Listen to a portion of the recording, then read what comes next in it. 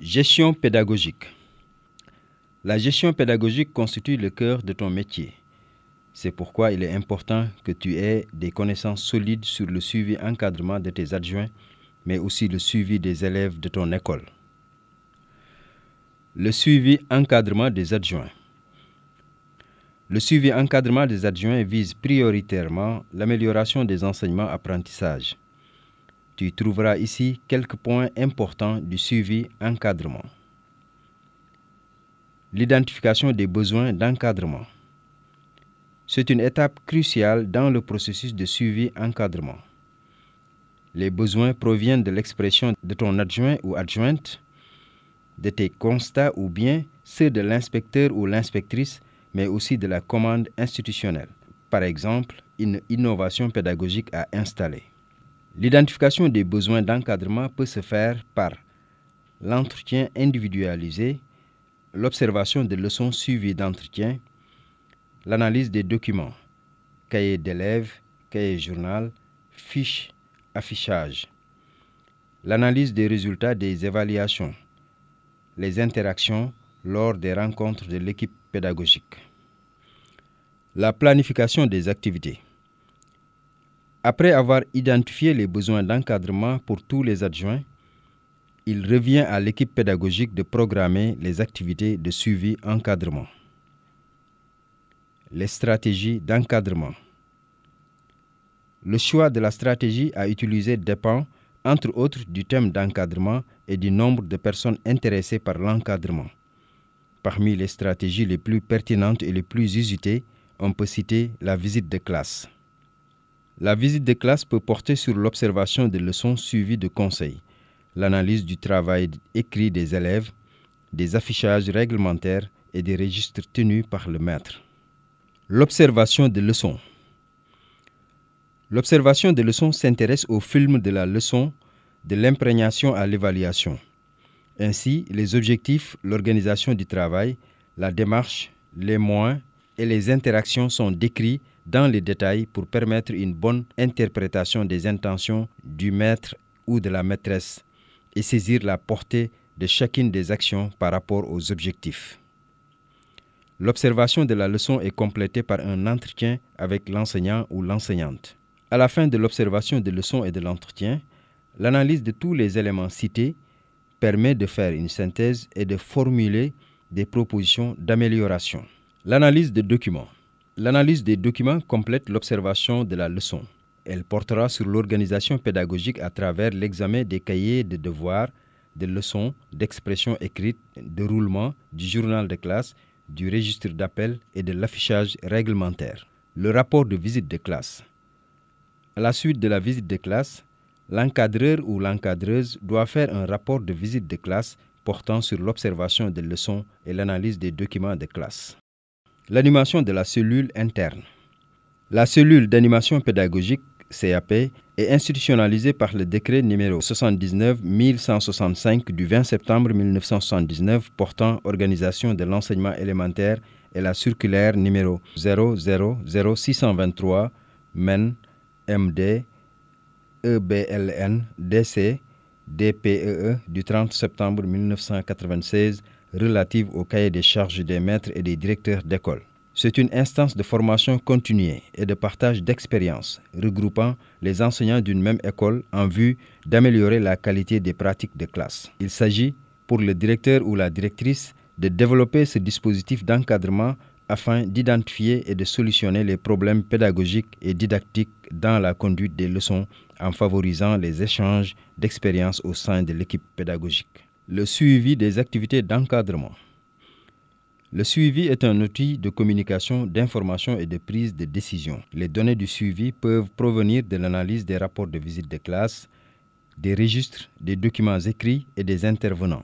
La programmation et la mise en œuvre du suivi encadrement fait appel à l'utilisation de plusieurs outils comme le calendrier d'encadrement des adjoints, la grille d'observation d'une leçon, la grille d'analyse des documents de classe, la fiche de suivi des activités d'encadrement, la fiche de supervision de classe et le canevas de rapport de visite de classe. Le calendrier d'encadrement.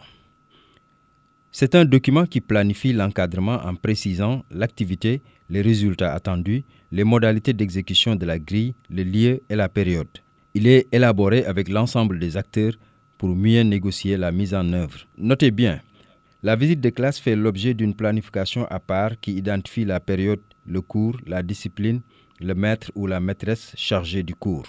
La grille d'observation d'une leçon. La grille d'analyse des documents de classe. C'est un outil qui permet de relever des indices d'un document écrit, de les analyser et de proposer des remédiations. La fiche de suivi des activités d'encadrement. Cette fiche permet de réaliser le suivi régulier de la mise en œuvre du programme d'encadrement. Elle se présente sous la forme d'un tableau qui récapitule l'activité prévue, les tâches réalisées et les actions à initier pour corriger ou améliorer la situation. La fiche de supervision de classe. La fiche de supervision est un outil d'encadrement à la disposition de l'équipe.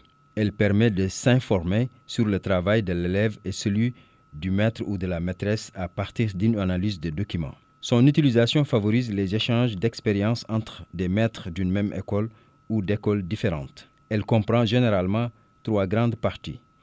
Une partie qui analyse le travail de l'élève, une autre qui analyse le travail du maître ou de la maîtresse et une troisième réservée au directeur ou à la directrice pour ses appréciations et ses recommandations.